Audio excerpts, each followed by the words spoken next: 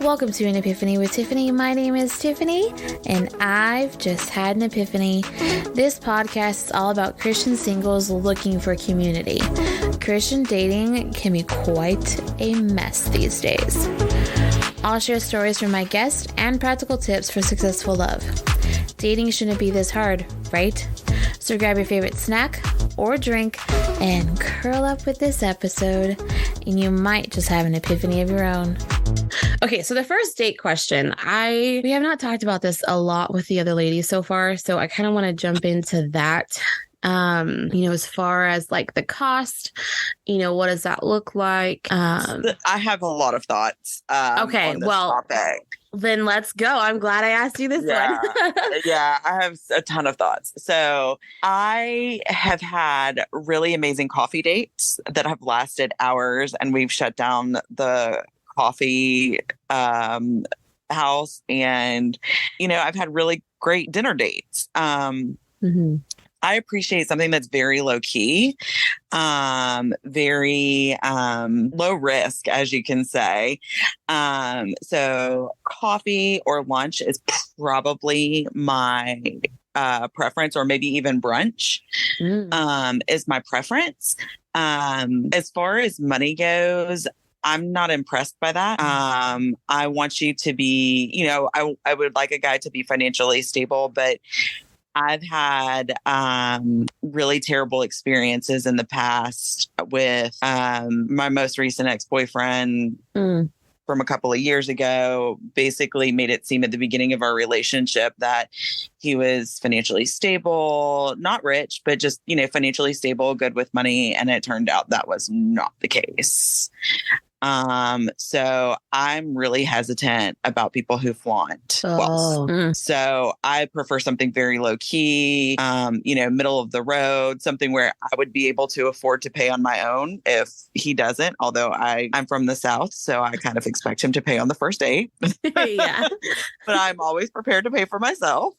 So yeah, I have a lot of strong opinions. Now there, in a group that I'm in, we've had conversations about, how women have different perspectives on this. And so I think it's really important leading up to the first date to set those expectations. Yes, definitely. I think that is super important to have that kind of conversation beforehand, because, I've had the experiences where, guys will be offended that I even offered, so I would rather kind of have that conversation before the first date, because then it doesn't make that awkward, Yeah. And I'm something that I have learned, being in some singles groups and talking to single guys just as friends, is something that I have to, come to terms with myself.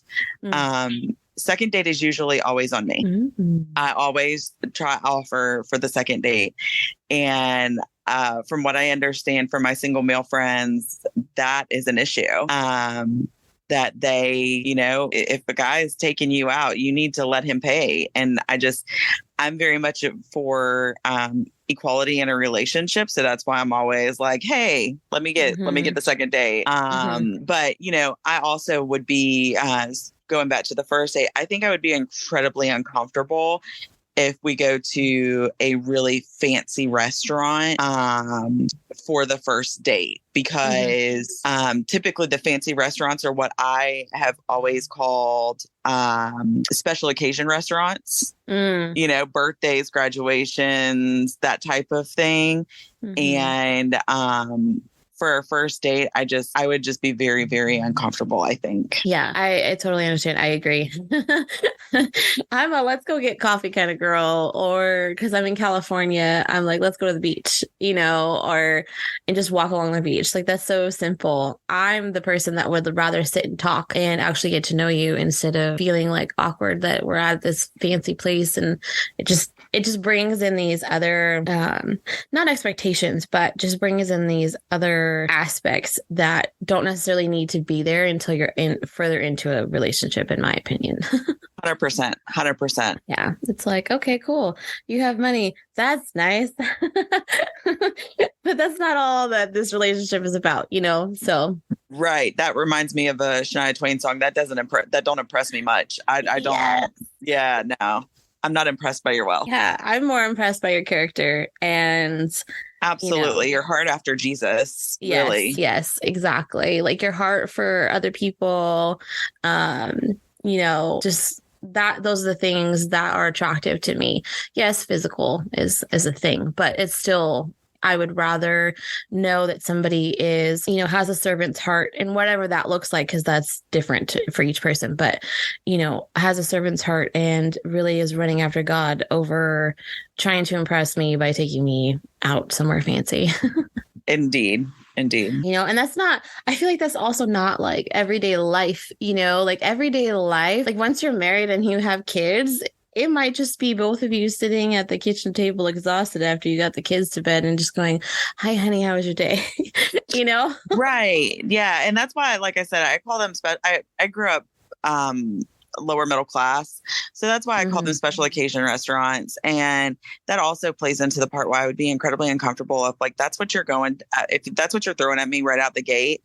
Like, I don't, you don't throw everything at it at first and then you trickle down, because I just, like you said, it's kind of a letdown later on when it's like, maybe you are celebrating something special and you're like, oh, well, we just came here for our first date. No, I want that something special to stand out. And one of the best first dates I ever had, like I said, was coffee. And then where I live, there is a dam that you can walk across and a lot of people exercise on it. And I met a guy and that's what we did. And then we went out to smoothies afterwards. Oh my gosh, that's like a perfect date. Yeah, it was really cool. But you also mentioned something about servant's heart, right. Volunteering for something and seeing how he interacts with others and, doing a service project that would probably woo me more than a fancy restaurant. Like if he interacts really well, I'd be probably ready to propose after the first date. Right. It'd just be like, okay, let's go get married now. For sure. I agree, though, because to me, I've had this conversation with other people, too, where they hear the term like kingdom marriage.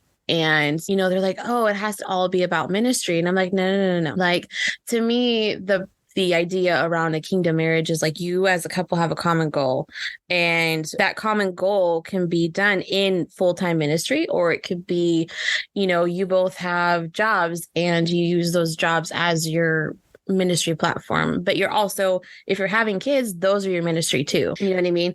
So it's like these different aspects and how that all can kind of come together. But the point of it is that the goal is common and you're both walking it like together. And so I feel like having that be like a date thing or just a really good conversation about like what, that looks like in that person's future can tell you a ton about that individual and like what their walk looks like, and then how they really see the future going as far as that aspect is concerned. Absolutely. I serve a lot at my church. But, everybody's ministry field looks different. Yes. And so, like you said, your ministry field could be your family. Maybe your ministry field is your significant other, leading them back to Christ. Maybe that's your workplace. Maybe that's, just a random person on the street. Your ministry field is anywhere where God calls you to.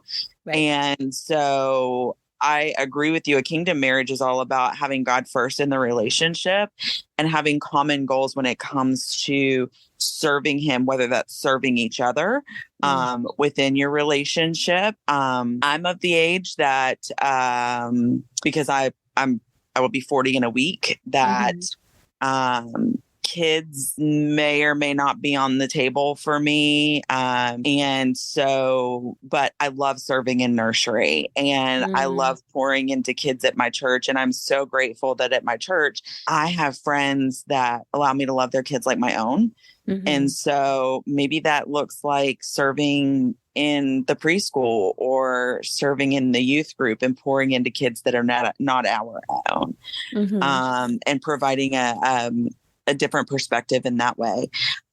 So my idea of a kingdom marriage is loving each other and loving God first and foremost, and having God at the center of our relationship and allowing him to take us wherever that means. Maybe that means overseas,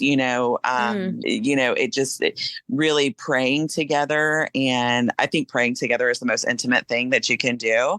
Yeah. A lot of people talk about like the physical stuff, and yes, that is intimate, but praying together and really like having somebody to just love on me and pray over me would just be, just the most intimate thing that I can think of. And also I like to go to concerts, and I go to a lot of praise and worship concerts. So and I know we're going completely off topic from first dates now, so I'm so sorry. No, it's great. But, there are times that I go to these concerts and I see men and women together and they're worshiping together. And I look at that and I say, that's what I want. 100%. I know deep down in my soul, that's what I want. I want a man to go to a concert with me and to worship with me. And like that, if he doesn't like concerts and he's not going to do that, then it's probably a no-go with me. That's probably one of those things that would maybe be a deal breaker, because I think I went to about 13 different worship concerts last year. I always say that I was making up for lost time between 21 and 22 because they finally let us go back to concerts. Yes. But that is seriously, like, God has put that in my heart. That's what I want. Yeah. I agree. I'm a concert goer too.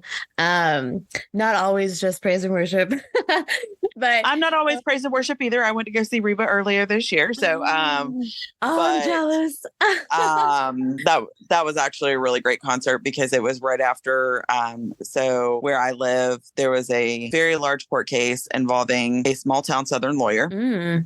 And so people probably know where I live now.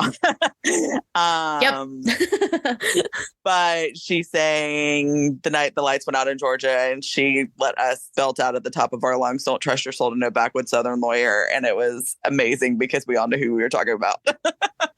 Oh my gosh, that's awesome. Yeah, it was great.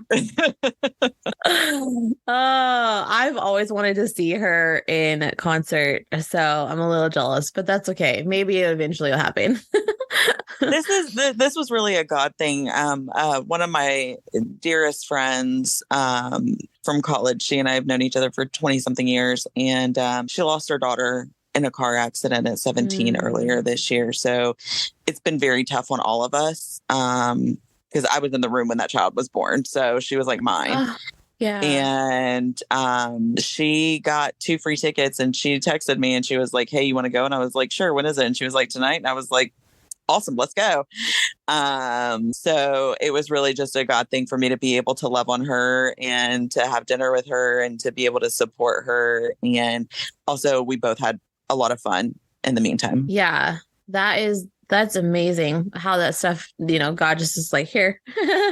Yeah, here are these little, I call them God nuggets. Yeah, I love when that kind of stuff like falls into place, or what feels like falls into place, but it's really not. It's just God going like, here's the direction, and ta-da. Not that it's magic, but you know what I mean. No, sure. Yeah, absolutely. That sounds like so much fun. Yeah, I'm so sorry about you all's loss, though. That is devastating. Thank you. It's been a rough year. Things like that. So, but we're making it through, and we're trying to find the best in it. She's got just an incredible outlook, and it's really opened up our relationship to be able to pour into her, and my church family has helped pour into her, and of course she's got an incredible church family as well. And she's always been very grounded in her faith. And so, it's difficult, but she's not dwelling there. So, we see the good in it. Yeah. Yeah. I think that's the more beautiful part of it is when you can, make the connection, not necessarily as to why, but you can see how God is working things out, even in the midst of the pain and the mourning. So absolutely. I would love to talk about the hug question. Oh, yes. Let's go for it. Cause that's a good one too. So the question was, what's the best way for a male friend to ask for a hug when he needs one? Just ask. Yeah. Just ask. I'm a really big hugger. I am a Baptist by nature, and I come from a long line of huggers. People actually talk about, since you want this to rename my name, hug. It's I have my own brand of hug, apparently. And it's because there's so much love behind it. And I just love people. And especially if they really need a hug, like I just want them to know how much they are loved on. And I just feel like that's a ministry for me, is giving hugs. And so, like I said, my hugs are kind of famous in my church. People are like, hey, can I have a hug? And I'm like, sure. Yeah. And it wouldn't be weird for me because people ask me for hugs all the time. Now, the only thing that would make it awkward is like if I don't know you and you came up and be like, hey, can I have? And I'm like, okay, sure. It may not be a full on hug. Right. But when we were going through 2020, I was like, I'm just going to set up a hugging station in the vestibule at the church. And if anybody needs a hug, they can just come and get it. Like, I miss hugging people, being single and living by myself. And touch is one of my love languages. And so I really missed that. Like there are times that I'll just ask my dad, because like I said, I come from a long line of huggers. Yeah. And I'll ask my dad, I'm like, Daddy, can I just have a hug? And he'll just give me a hug. And it's just like, it's a release to me. Yeah. And I want people to feel that release when I hug them. It's just that let it out, type of thing. I have people that come to me every week and they're like, I need my hug. And I was like, okay. Now the flip side to that is sometimes I need a hug and I am not always, people come to me for hugs. And so I'm not always good at asking, be like, can I just have a hug? Now my, one of my Sunday school teachers, he is the husband of one of my Bible study teachers. Okay. And sometimes I'll just be like, I'll just look at him and I'll say, can I have a hug? Because it's the closest thing to my dad hugs because I don't live near my dad. And he's like, sure. And he gives me a big hug and I just feel better. Yeah. So long story short, just ask. Yes, that has been the consensus so far. Most women are like, just ask.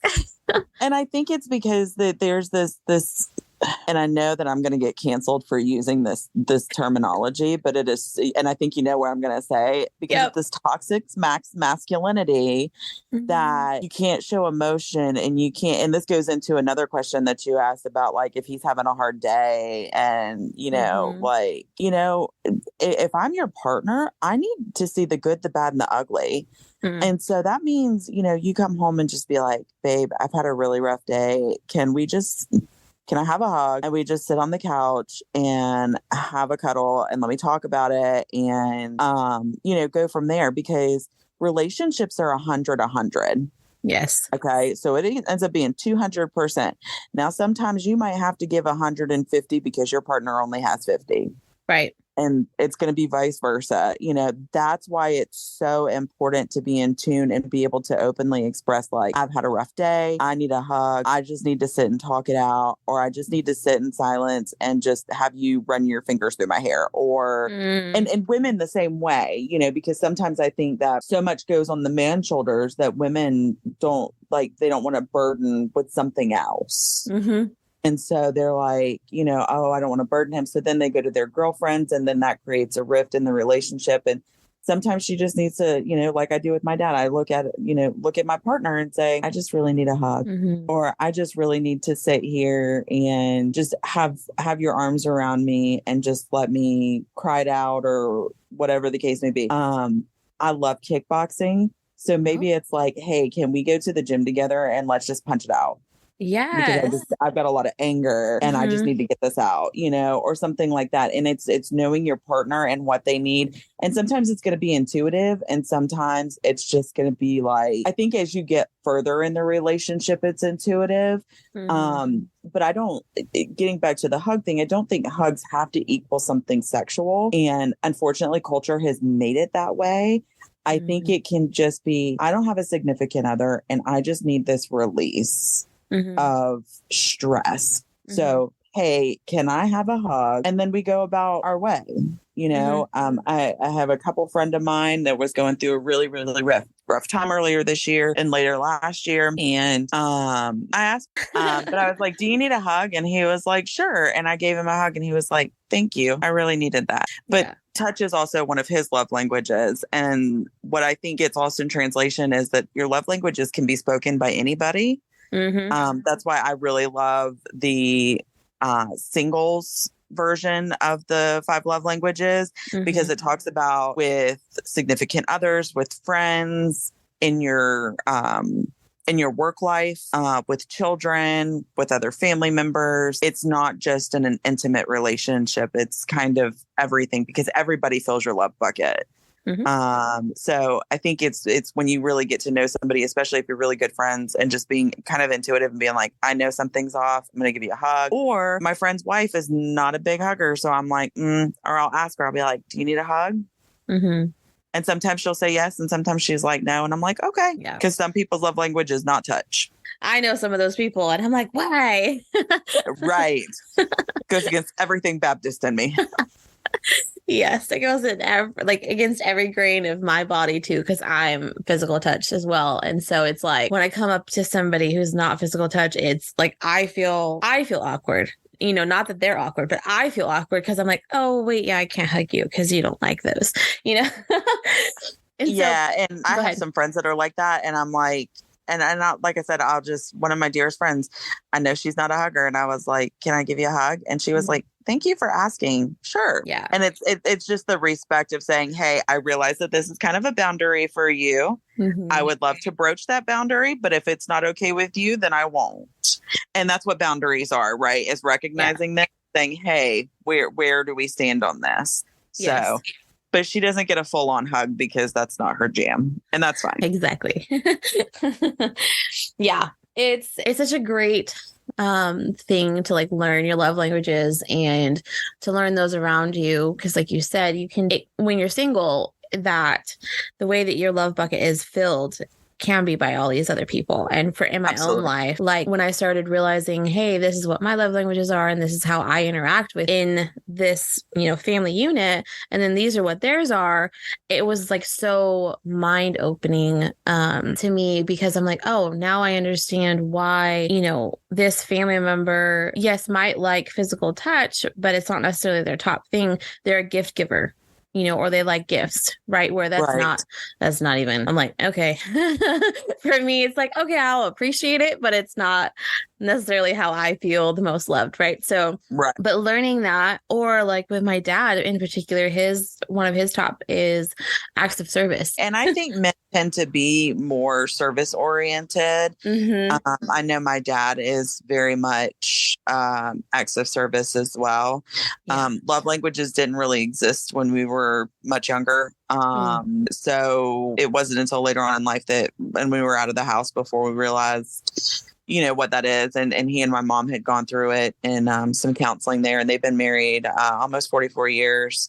Oh, wow. I come from a long line of long marriages. So, it makes sense, because maybe when we were younger, we'd be like, hey, Dad, play with me. And he's doing yard work, and he'd get irritated with us because, it's more like he was trying to get stuff done. It's not that he didn't want to, play with us. We just didn't understand that. And I do think that men tend to be more acts of service. Growing up in a household, both my parents' house, my grandparents' house, my great-grandparents' house, that were all filled with love and were Christian houses. For the most part, I can speak all of the languages, and my love languages do change depending on what the circumstances.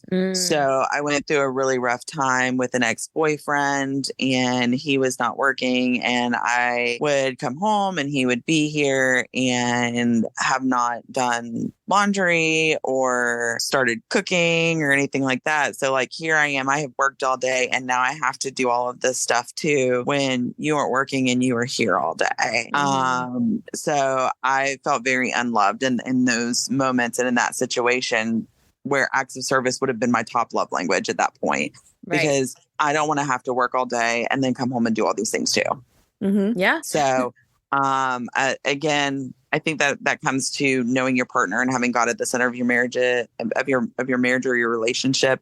That was a relationship that was based on lies, all the lies. But I think it comes to knowing your partner, being honest with each other. And, it just comes with time. I mean, you're not going to know everything about somebody from the first time you interact. Mm-hmm. Yep, I agree.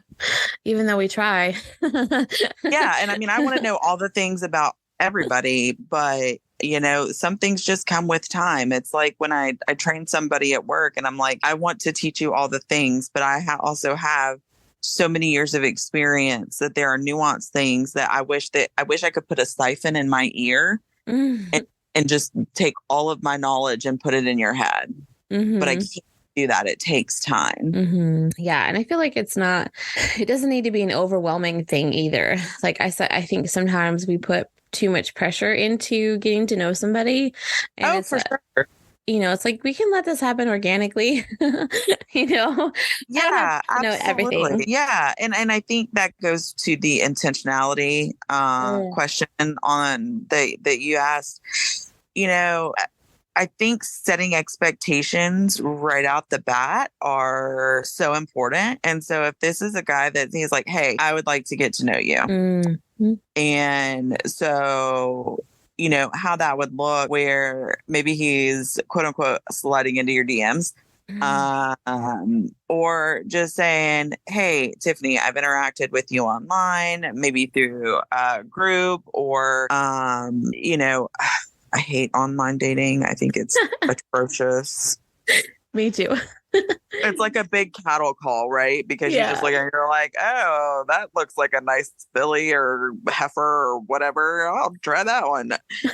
So terrible. But maybe it's like, hey, Tiffany, I have we've had some interesting discussions. I'd love to talk to you and just get to know you better. We're not getting married tomorrow, right? But if a guy comes at you and says, hey, I'd like to get to know you better, at least be open to it. And, say, hey, cool. Absolutely. I think there is something I heard somewhere, and I can't remember where I heard it. Men tend to go off of physical first and let the other stuff grow. Whereas for women, physical attraction grows typically as you get to know somebody. There is, and I found that to be true in my own life where it's like, kind of on the fence. I don't know, but I'll give you a shot, And then as you get to know somebody and really fall in love with each other, that physical part develops. And so I just think guys can be so intentional about like, maybe if he comes in your DMs and he just wants to be friends or he says, hey, listen, especially when you're doing online, when most of our interactions do tend to be virtual. I mean, in a perfect world, we'd all meet people, face to face. I pray for that. I literally pray for that every week at church. Lord, if you have somebody for me, please let me meet him here. So far, it's not happened. But that's literally what I pray for. But there are so many times that, we're interacting online. So, and a lot can be lost in translation and text messages and messaging and all this other stuff. So it's so important to be upfront and honest about, hey, I really enjoy our conversations. I would really like to get to know you and see where this goes. Or, hey, I really enjoy our conversations. I'm not that into you, but I would really like to have more conversations with you because I really enjoy talking to you and I hope we can be friends. Yes. So I have like a perfect example of this. I won't use names, but he will listen to this and he'll know exactly who he is. Okay. So anyway, I have this friend that's also in our group and, but I met him in a different group about a year ago, and we had some great interactions and comments, just being funny. We both have this very unique sense of humor, and whatever. I can't remember who slid first into whose DM because it's been so long, but that doesn't really matter.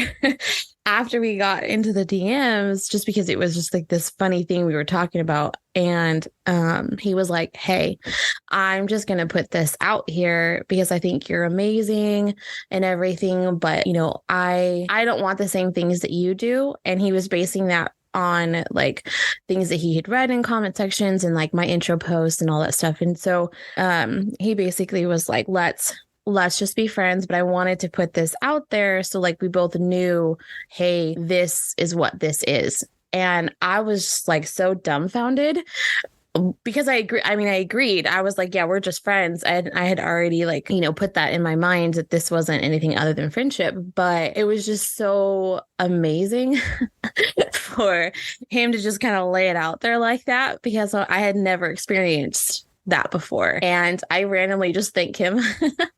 Like occasionally I'm like, you know, thanks for just setting those boundaries like up from the get-go, because like this friendship has been really, really cool to have over this last year. I've been able to bounce a bunch of different things off of him. And, you know, and Stephanie's basically just become like an extra brother. And I will never forget like the way I felt reading all of that, because it just was like, oh, you know, like now I don't have to assume that he's interested, because I know that he's not interested in that way. He's just interested in friendship. So absolutely. And I always, based on my own dating history, which is not extensive, and I don't want to use this as an excuse, but being a girl that's on the plus size, I am not everybody's first choice.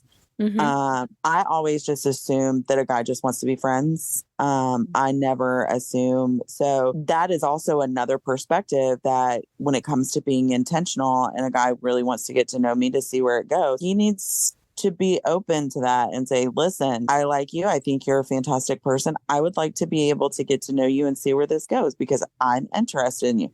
Like, you have to be open, because otherwise I'm going to put you in that friend box. And I'm going to treat you in that friend box, and that may offend you. So like open, honest communication is so important. I too have a good friend that we've met, that I've met in our group, and we have great conversations, and but we have very ideological differences. And so when people are like, oh, this person, and I'm like, nope, it'll never work. Never work. But that person is just my friend. And I'm okay with that, because I love this person and I think he would be just a fantastic partner for the person that God has for him. But I also see a lot of things that need to grow in him. Whereas if I was interested in him romantically, I might need to, you know, might look past those yellow flags. I won't call them red flags, yellow flags. Right. So, you know, and we're all works in progress, and we're all growing until we're dead, you know, so all of us, there are just certain things that I would not be able to get past. And I think there are certain things that he would not be able to get past. And so we're in each other's friends box. And like you said, I think of him like a brother. Yeah. Because we've had such great conversations, and I genuinely know that he cares for me as a friend. And I have developed wonderful male friendships through our group. Kingdom men. I mean, just good, godly men that I respect the heck out of. And I know that they would be there for me as my brothers in Christ. But it's just not going to go anywhere. Yeah. And that's what I look at our group as. People come in there like, oh, if people aren't dating. And I'm like, this is a group for community, not for dating. If something happens out of it, awesome. But this is a group for community. This is for us to bounce ideas off of. This is for us. I describe it as the singles group I wish my church had. Yes. Same. I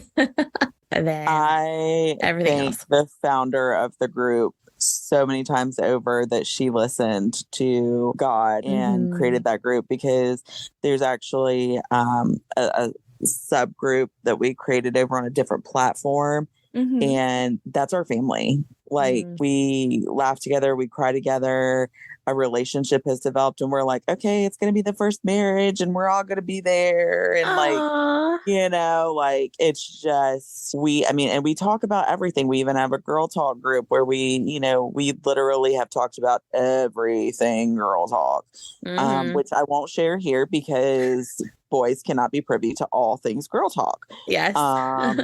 But just know that there's a lot of things that are not off limits. and that need to be talked about and need to be spoken of. And that's where the community part comes in. And this also comes to, you know, people praying for you, you know, and just coming with a need. And I used to think it was kind of selfish to ask people, you know, to pray for me because my things are so much less than others, you know, but somebody at my church told me, if it's important to you, it's important to God. And if it's important to God, it's important to the family of God. And that's what we are as a family. And so that's one thing I love about our group is that we can come and we can, you know, be bare bones. We can be raw with each other and say, listen, I really need prayer for this. Or, hey, I don't have anybody else to celebrate this thing with me. And I want to celebrate, you know, and you see people come around you and you see people celebrate and there's laughter and, you know, there's arguments and there are people on there that I handle in very small doses or I just don't interact with at all. There are also conversations and posts in there that are triggering to me. So I don't interact in those posts. And, you know, there are things in there that are discussed and I'm like incredibly disheartened and I'm like, I'm going to be single forever. And then there are parts of it that I'm just like, this gives me hope again. So, you know, as with any relationship, there's going to be ups, downs, and we're going to go rounds and rounds. And of course, with as many people as in our group, not everybody is going to agree, but community is really the key there. And, you know, there's been a lot of talk about intentionality and, you know, guys having been burned and, you know, women have been burned. And I think that we all have the same insecurities because of the fact that, you know, something didn't go well with this person. And so I'm not going to do it with the next person, but that's what the next person needs.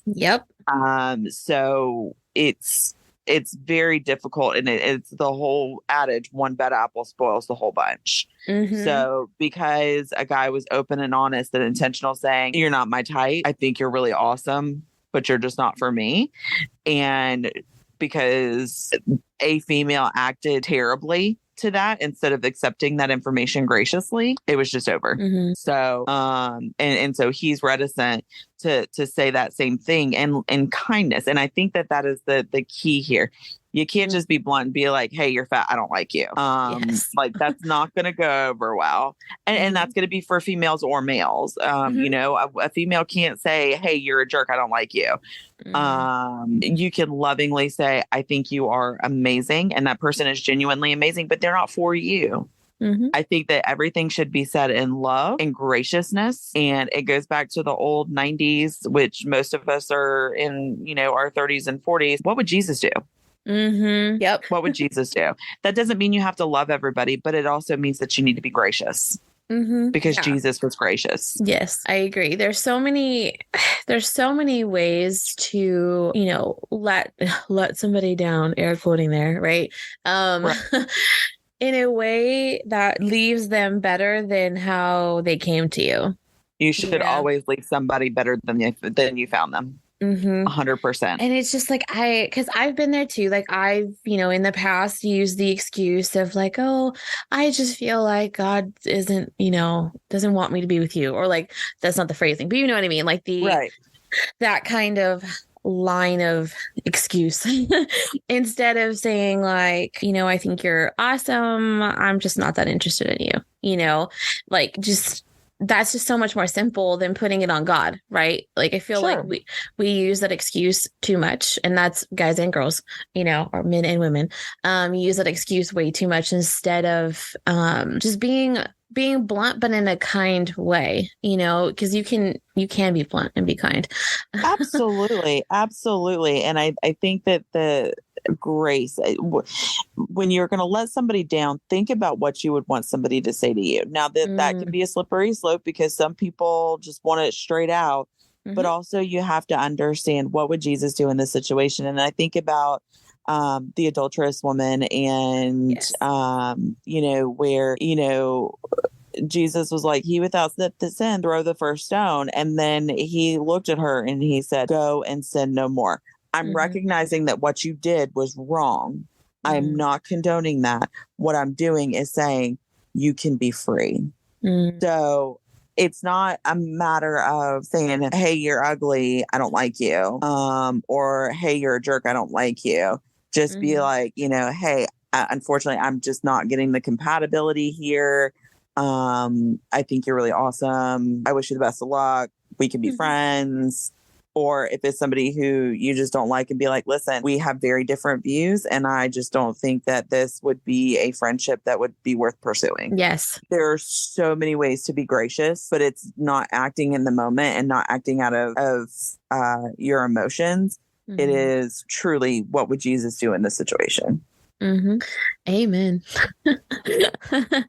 It's, I feel like we, as both sides of the coin, need to remember that we are all created in his image. And, it doesn't have to be this like rude or unkind, thing. It can just be something simple. We don't get along, or I don't think we're going to get along on this topic, because we all have those things, right? Like we all have our non-negotiables. Yeah, our non-negotiables, right? And we have deal breakers and stuff like that. So it should be as simple as that. Like if it's not, yes, sometimes it might be physical, but that still doesn't need to be the big, the reason that you're like, I'm not into you because of physical things. Like, find something else, people. and just realizing and remembering, especially in our group, because we're all Christians or professing Christians in the group.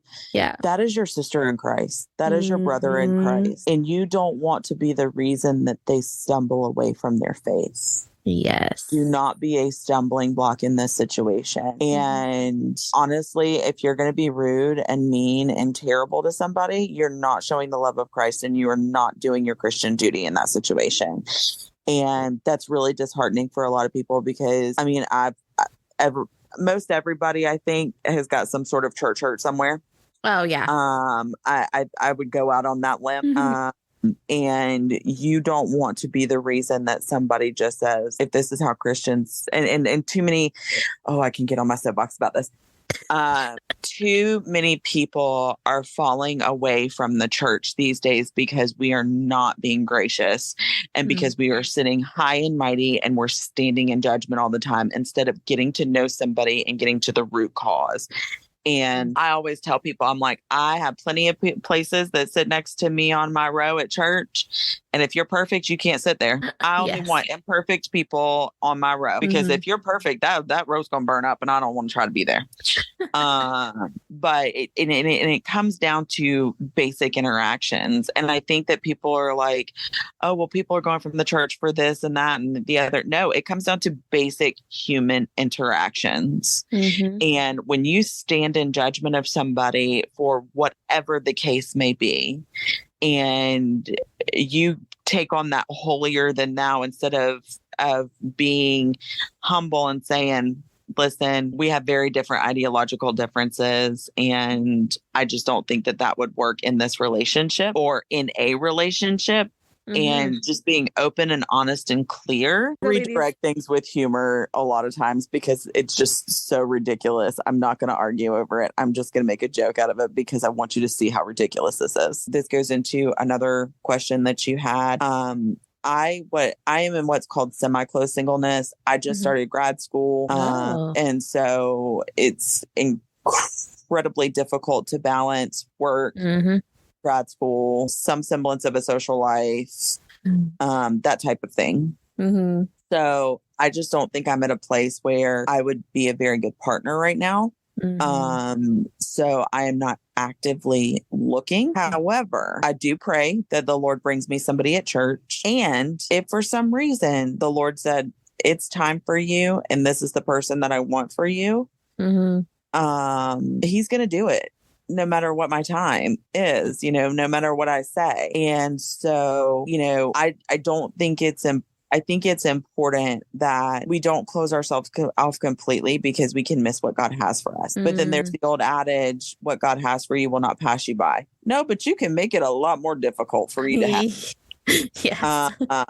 So, and you don't want to hurt somebody in the process. Right. So I think it's important for us not to say close singleness, but maybe say semi-close singleness, meaning I'm not actively looking for it, but if the Lord has it for me, I'm open to it.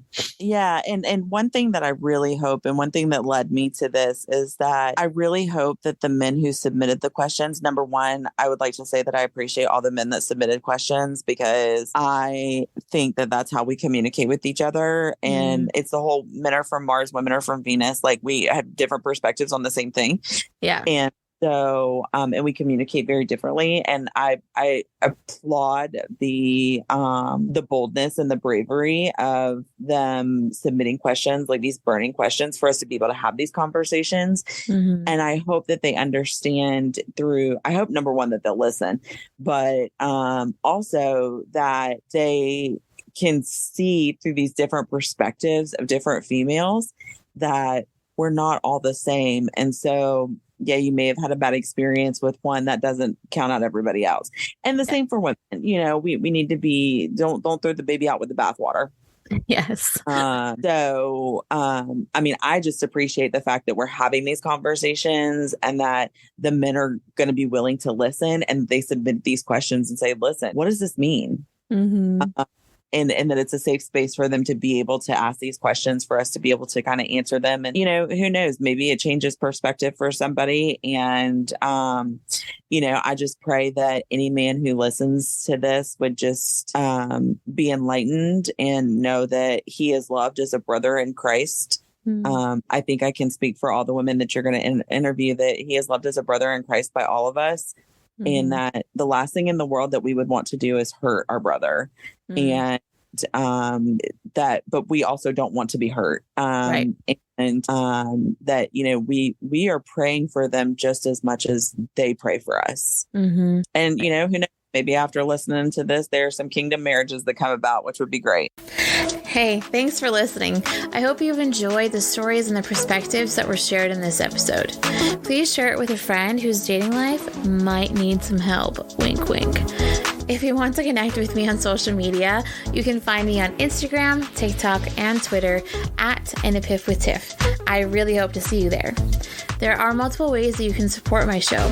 You can pray for me, rate, review, and share any episode that you love.